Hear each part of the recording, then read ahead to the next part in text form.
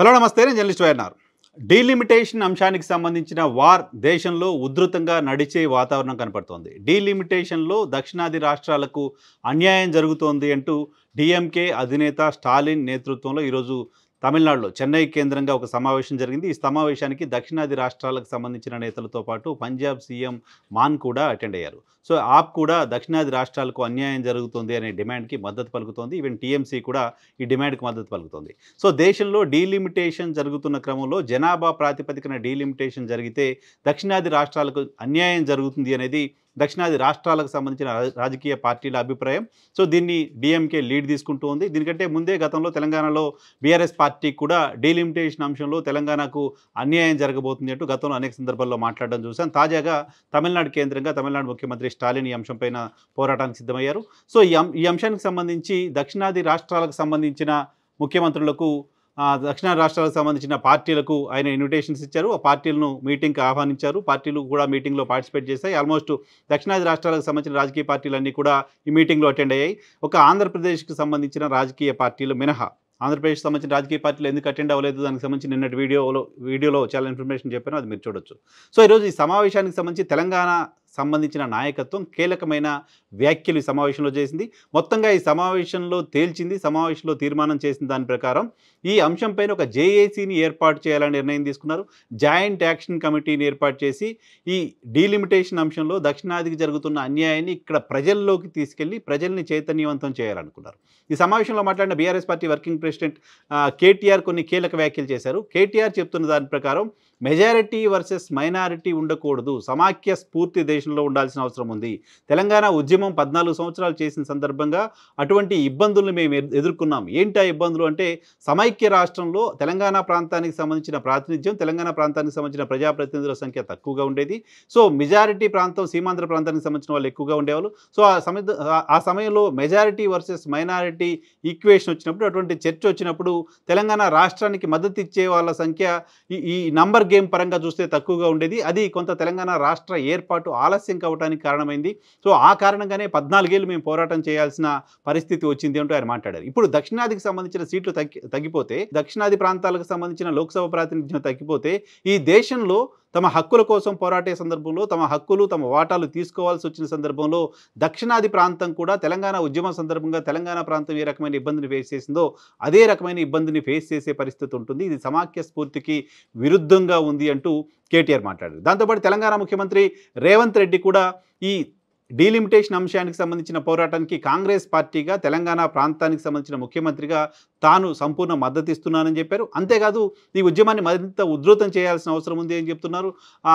క్షేత్రస్థాయిలో ప్రజల్ని ఈ అంశంపైన వాళ్ళ ప్రజల్ని అవేర్ చేయడంతో పాటు వాళ్ళని చైతన్యం చేయాల్సిన అవసరం ఉంది అని కూడా ముఖ్యమంత్రి చెప్తున్నారు. దాంతోపాటు వచ్చే నెల 15న ఏప్రిల్ 15న హైదరాబాద్ కేంద్రంగా 2వ సమావేశాన్ని, డీలిమిటేషన్లో తెలంగాణ ప్రాంతానికి జరుగుతున్న అన్యాయానికి సంబంధించిన 2వ సమావేశాన్ని ఏప్రిల్ 15న తెలంగాణ రాష్ట్ర రాజధాని అయిన హైదరాబాద్లో నిర్వహించాలని నిర్ణయం తీసుకున్నట్టుగా సమాచారం ఉంటుంది. నిర్ణయం తీసుకోవాలి, హైదరాబాద్లో నిర్వహించాలని తెలంగాణ ముఖ్యమంత్రి కోరిన మీదట సమావేశంలో ఒక ఏకాభిప్రాయం వచ్చింది. సో ఇక్కడ మీటింగ్ ఏర్పాటు కేవలం సదస్సు కొంతమంది పార్టీలకు సంబంధించిన నాయకులను పిలిచి ఓ రౌండ్ టేబుల్ లాగా కాకుండా ఒక సమావేశం తరువాత ఒక భారీ బహిరంగ సభ నిర్వహిద్దాం. సో ఈ ప్రాంతానికి జరుగుతున్న అన్యాయం పట్ల ఇక్కడ ప్రజల నిరసనను కేంద్రానికి తెలియచేయాల్సిన అవసరం ఉంది. కాబట్టి హైదరాబాద్ కేంద్రంగా ఏప్రిల్ 15న ఒక భారీ బహిరంగ సభని ఏర్పాటు చేద్దామనే ప్రపోజల్ కూడా తెలంగాణ ముఖ్యమంత్రి చేశారు. సో ఈ మొత్తం సమావేశంలో జరిగిన కీలకమైన చర్చ తెలంగాణ నేతల వైపు నుంచి వచ్చిన అంశాల చుట్టూ జరిగింది. దాంతోపాటు మమతా బెనర్జీ కూడా ఈ మీటింగ్కి, మమతా బెనర్జీ కానీ ఆ పార్టీకి సంబంధించిన వాళ్ళు కానీ మీటింగ్కి అటెండ్ అవుతారంటూ వార్తలు వచ్చినప్పటికీ, సో వాళ్ళు అటెండ్ అవుతామని చెప్పినప్పటికీ మీటింగ్కి అటెండ్ అవ్వలేదు. మీటింగ్కి అటెండ్ కాకపోవడం వెనక రీజన్స్ ఏంటి అనే దానిపైన రకరకాల చర్చ దేశవ్యాప్తంగా జరుగుతున్న నేపథ్యంలో మమతా బెనర్జీ టీఎంసీ రాకపోవడానికి వ్యక్తిగత కారణాలు, ఇతర కారణాలు ఉన్నాయి. నెక్స్ట్ జరిగే హైదరాబాద్ మీటింగ్లో వాళ్ళు పార్టిసిపేట్ చేస్తారు అంటూ డీఎంకే ఎంపీ కనిమొళి చెప్తున్నారు. దాంతోపాటు ఆంధ్రప్రదేశ్కు సంబంధించిన ఎన్డీఏ కూటమి ఆంధ్రప్రదేశ్లో పరిపాలన చేస్తోంది కాబట్టి చంద్రబాబు నాయుడు గారు, జనసేన పార్టీ అధినేత పవన్ కళ్యాణ్ కూడా ఈ మీటింగ్కి అటెండ్ అవ్వలేదు. వాళ్ళు జనసేన విధానం ప్రకారం మేము ఉంటాం, డీఎంకే ఆహ్వానించింది కానీ మేము మా పార్టీ మా కూటమి విధానం ప్రకారం మాకు ఒక ప్రత్యేకమైన ఎజెండా ఉంది, దాని ప్రకారం ముందుకు పోతా ఉంటూ జనసేన ఒక ప్రెస్ నోట్ రిలీజ్ చేసింది. సో జగన్మోహన్ రెడ్డికి సంబంధించిన పార్టీ కూడా మీటింగ్కి అటెండ్ అవుతుంది అంటూ వార్తలు వచ్చాయి. ఆయన వెళ్తారని, ఆయన పార్టీకి సంబంధించిన ప్రతినిధి బృందం వెళ్తారంటూ వార్తలు వచ్చాయి. బట్ వాళ్ళు వెళ్ళట్లేదు అంటూ నిన్న సాయంత్రం నేను వీడియో చేశాను. సో వాళ్ళు ఎవరు కూడా వెళ్ళలేదు. అదే సమయంలో ఈరోజు ఉదయం అనూహ్యంగా జగన్మోహన్ రెడ్డి ప్రధానమంత్రికి ఒక లేఖ రాశారు. డీలిమిటేషన్ పైన ఈ ప్రాంతంలో అపోహలు ఉన్నాయి.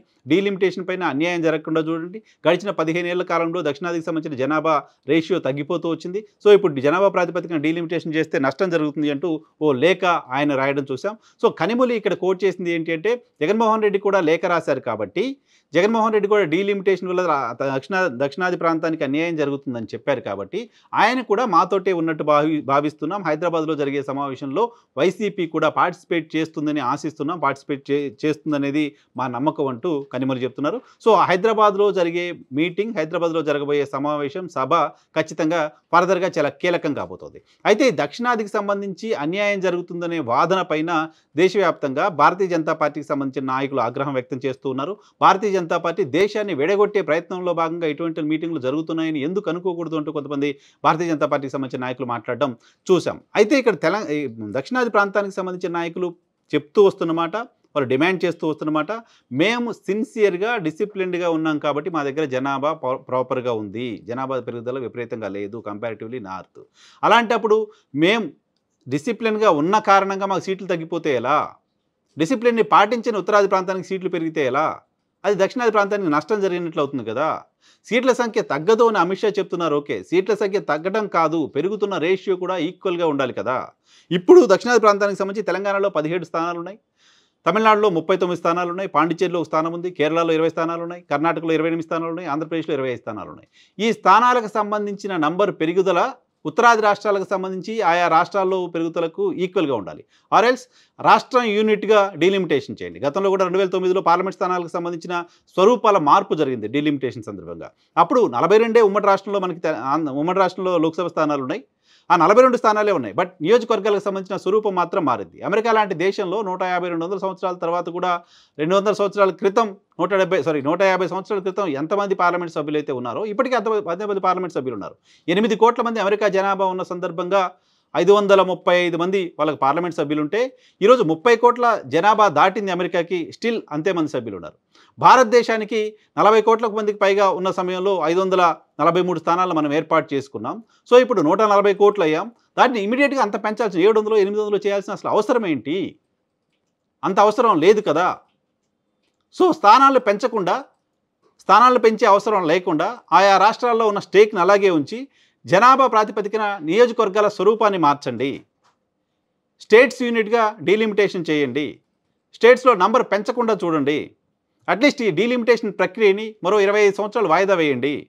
25 సంవత్సరాలు వాయిదా వేసిన తర్వాత దీన్ని చేయండి అనే డిమాండ్ కూడా ఈరోజు సమావేశంలో ప్రధానంగా వచ్చింది. అయితే ఇక్కడ ఇప్పటికే దక్షిణాది రాష్ట్రాలకు సంబంధించిన కాంట్రిబ్యూషన్ ఈ దేశానికి చాలా ఎక్కువగా ఉంది. సంపద, దక్షిణాది రాష్ట్రాలకు సంబంధించిన సంపద, దక్షిణాది రాష్ట్రాల నుంచి పన్నులు ఎక్కువగా కేంద్ర ప్రభుత్వానికి ఆదాయంగా ఉన్నాయి. కానీ కేంద్ర ప్రభుత్వం చేస్తున్న ఖర్చు దక్షిణాది రాష్ట్రాలతో పోలిస్తే ఉత్తరాది రాష్ట్రాల్లో ఎక్కువగా ఉంటుంది. ఓవైపు మేము ఎక్కువగా కాంట్రిబ్యూట్ చేస్తున్నాం ఈ దేశానికి, ఓవైపు మేము చాలా డిసిప్లిన్డ్గా ఉంటున్నాం, ఓవైపు మేము ఇప్పటికే చాలా తక్కువ నెంబర్ ఉన్నాం ఈ ప్రాంతంలో. సో వీటన్నిటినీ మేము ప్రాపర్గా వెళ్తున్న క్రమంలో మాకు ఇంకా అన్యాయం చేసేలా ఈ దేశం నిర్ణయం తీసుకుంటుంది అనే ఒక ఇంప్రెషన్ ఈ ప్రాంత ప్రజల్లో వెళ్ళడం సరైనది కాదు అని చెప్తున్నారు. 24%, ఇప్పుడు నేను చెప్పిన నెంబర్ ప్రకారం ఈ దక్షిణాది రాష్ట్రాలకు సంబంధించిన ఎంపీల సంఖ్య 125. ఈ 125 మంది ఎంపీలు అంటే మొత్తం 543 మంది ఎలక్టెడ్ పార్లమెంట్ సభ్యుల్లో దీని పర్సంటేజ్ 24%. అదే డీలిమిటేషన్ ప్రక్రియ జరిగితే, జనాభా ప్రాతిపదికన డీలిమిటేషన్ ప్రక్రియ జరిగితే ఈ పర్సంటేజ్ 19% పడిపోతుంది అనేది ఒక అంచనా. 19% పడిపోతే దక్షిణాదికి సంబంధించిన వాయిస్ రేజ్ చేయడానికి ఇబ్బందిగా ఉంటుంది. కాబట్టి కనీసం 24%, 25, 26 కావాల్సిన అవసరం లేదు. కనీసం 24%, ఆ 24%గా అయినా ఉండాలి కదా. అలాంటి నిర్ణయం తీసుకోకపోతే ఎలా? దీనిపైన కేంద్రం క్లారిటీ ఇవ్వాలనే డిమాండ్ మీటింగ్లో వ్యక్తమైంది. సో ఈ మీటింగ్కి సంబంధించిన ఒత్తిడి, ఈ మీటింగ్కి సంబంధించిన ఇంపాక్ట్ కేంద్ర ప్రభుత్వం పైన, కేంద్ర ప్రభుత్వం చేస్తున్న డీలిమిటేషన్ ఆలోచన పైన ఏ రకంగా ఉంటుంది అనేది చూడాల్సి ఉంది.